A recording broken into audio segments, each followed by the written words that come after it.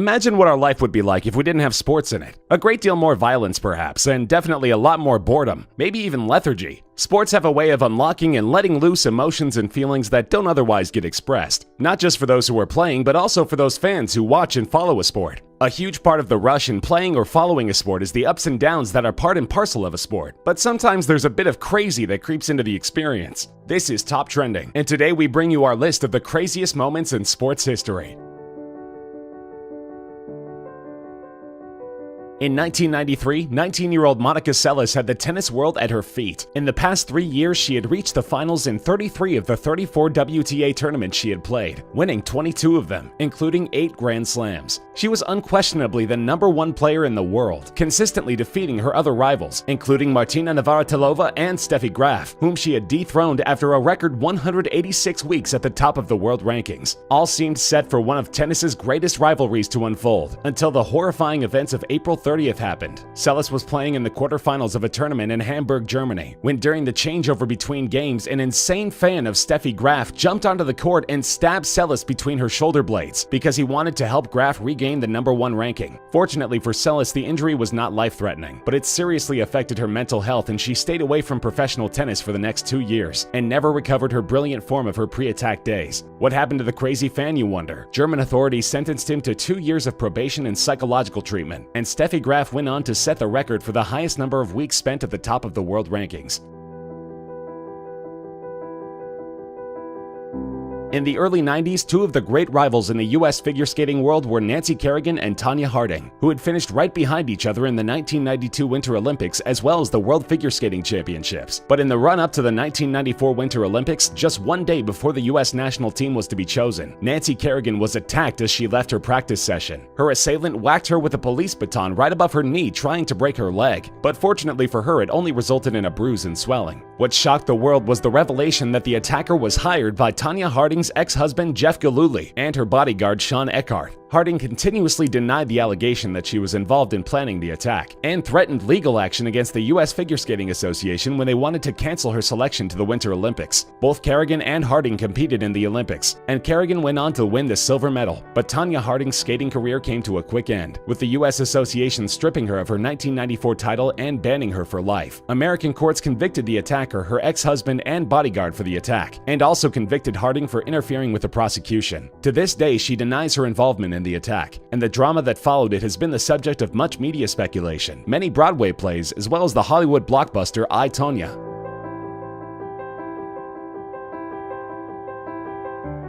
March 22, 1989. Clint Malarchuk was a regular NHL goaltender, playing a regular game for the Buffalo Sabres against the St. Louis Blues. His team were 1 goal up with 5 minutes left on the clock in the first period, and he hadn't had any saves to make thus far. Little did he know that his life was about to change in the next few seconds. An opposing player was pulled down right in front of him and banged into him skates first, and suddenly there was blood everywhere. The skate had severed his carotid artery and there was a fountain of blood with every heartbeat. Malarchuk lost over 1.5 liters of blood on the ice before he was taken off. Fortunately for him, his team's trainer Jim Pizzatelli was a Vietnam War veteran who'd seen severe injuries before, and he was able to immediately stabilize the injury. It took more than 300 stitches to seal the 7-inch wound, and Malarchuk miraculously returned to the ice less than 2 weeks later. But despite all appearances, all was not well. He struggled with psychological trauma for almost 20 years following the incident.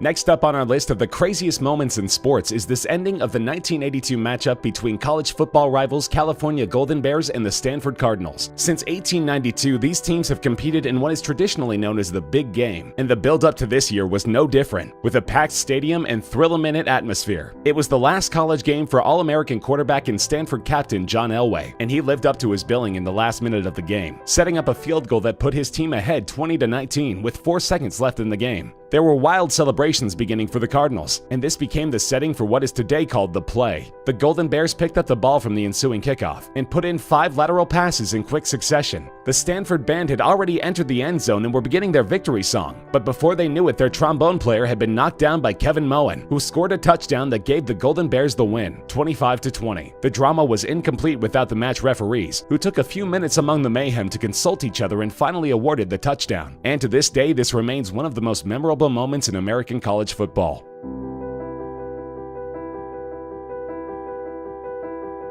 The ugly incidents of the Malice at the Palace will forever remain in the minds of basketball fans. The Indiana Pacers were playing the Detroit Pistons in their home arena at Auburn Hills, Michigan. There were 45 seconds left on the clock and the Pacers were leading by double digits when there was a brawl that broke out amongst the players after a foul and some pushing. Officials and other players quickly intervened, and Ron Artest, a Pacers player involved in the beginning of the fight, lay down on the scorer's table as the altercation was being resolved. A spectator from the stands threw a plastic cup of Diet Coke that hit Artest in his chest, and he jumped off the table and ran into the stands and started fighting with the person who he thought had thrown the cup at him. Other players and spectators quickly joined the fight that spread like wildfire across the stadium, ranging from the court into the stands, with chairs, bottles, punches, and kicks being thrown about. There was absolute chaos and security personnel could do nothing about it. The rest of the match was called off and awarded to the Pacers 97-82. Their players were escorted by police off the court and onto their bus, which was also escorted by police cruisers. The NBA commissioner was quick to react, and the next day there were total bans of 146 matches imposed on various players involved in the scuffle, with over $11 million in player salary being lost because of the suspensions.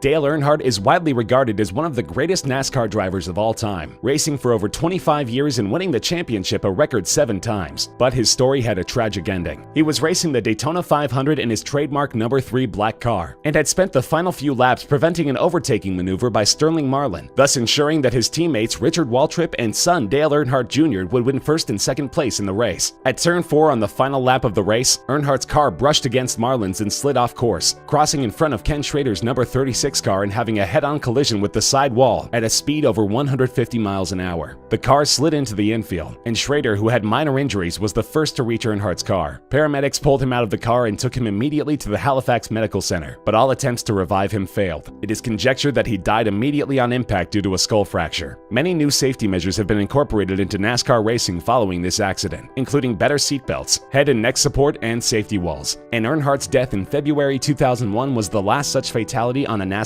racetrack. One of the most honored European footballers of all time is Zinedine Zidane, hero of France's 1998 World Cup and 2000 Euro Cup triumphs. But the way his playing career ended is one of the most preposterous stories in football history. His last match was against Italy in the final of the 2006 World Cup, and he scored a penalty in the 7th minute of the game. Italy soon equalized, and no more goals were scored in the regulation 90 minutes. Zidane was at the heart of the action during extra time, almost scoring with a header that the Italian goalkeeper just tipped over the bar. And when he was jogging back out the pitch, there appeared to be an exchange of words with Italian defender Marco Materazzi. And out of nowhere, Zidane felled Materazzi with a powerful headbutt. There was intense media speculation about what led to this, and many years later, Materazzi admitted to having said something insulting about Zidane's sister. Following the headbutt, Zidane was red-carded out of the game, and France lost the World Cup in the penalty shootout after extra time. He had already announced his retirement from international football after the tournament, so his last moments on the field were far from the rest of his glorious career.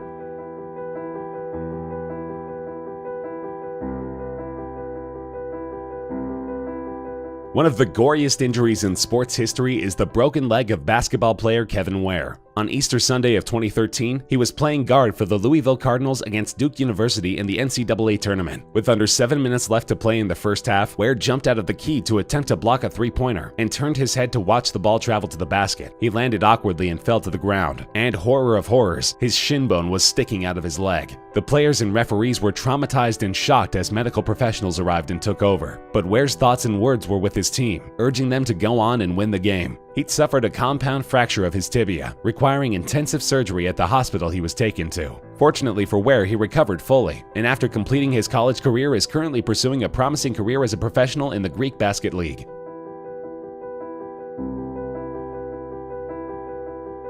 André Escobar was the captain of the highly acclaimed Colombian team that went to the 1994 Football World Cup in the USA. This was at the height of the narco-terror regime that had troubled this nation, and he was an ambassador of goodwill working to promote a positive image of his country. After losing their first game, there was much pressure on Colombia to win their match against their host nation. But in the first half, Escobar accidentally deflected a cross from US midfielder John Harkes into the Colombian goal, and they went on to lose the match 2-1 and were eliminated from the tournament. 10 days later, in his hometown of Medellin, Escobar was leaving a bar late at night when he got into an argument with 3 men, one of whom pulled out a gun and shot him 6 times. Escobar died in a hospital 45 minutes later. It was later revealed that the shooter was a henchman of one of the drug lords who had betted heavily on the outcome of the game, and that Escobar was murdered as a punishment for scoring the own goal. The incident sent shockwaves through the footballing world, and to this day, Colombian fans still carry photographs of Andre Escobar to football games that they attend.